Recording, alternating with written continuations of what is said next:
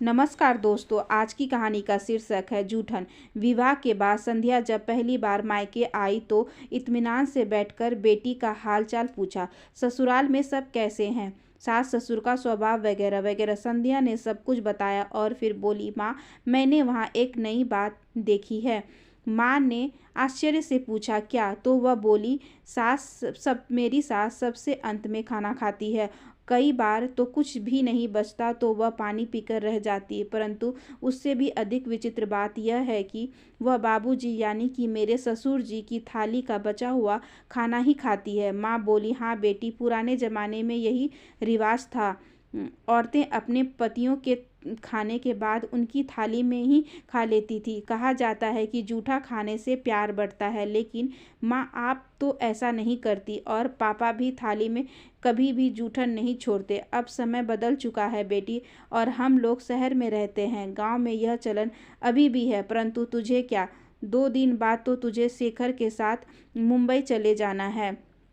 छोड़ इन बातों को, माँ ने कहा तो संध्या बोली, हाँ मुझे क्या, लेकिन मन ही मन उसने कुछ निश्चय किया। शेखर के साथ वापस जब वह ससुराल गई और सास को ससुर जी की थाली में खाते देखा तो उसने कहा, माँ जी आप कल फ्रेश थाली में खाना खाएंगे और बाबूजी भी जूठन नहीं छोड़ेंगे। नहीं नहीं बहू, ऐसा नहीं कर सकती।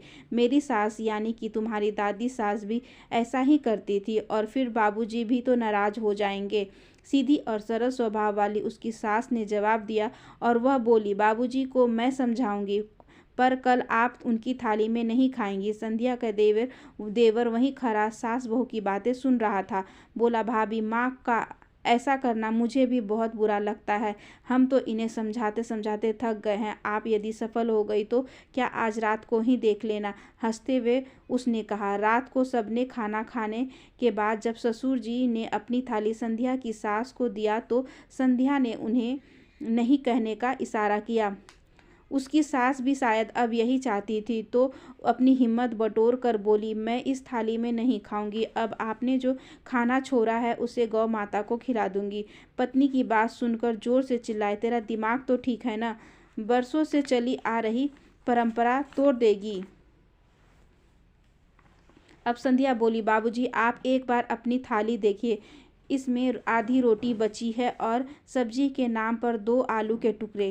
पहले क्या हुआ मैं नहीं जानती, लेकिन इस उम्र में तो माँ जी को पूरी डाइट मिलनी चाहिए। घर में सभी सदस्यों को थाली में 5 पकवान हो और माँ जी की सिर्फ यह रोटी, ये कैसा न्याय है?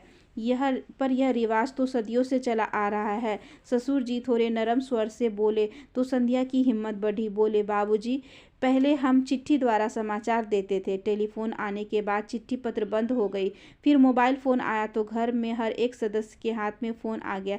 ऐसा होगा यह आपने तो नहीं सोचा था, पर हुआ ना।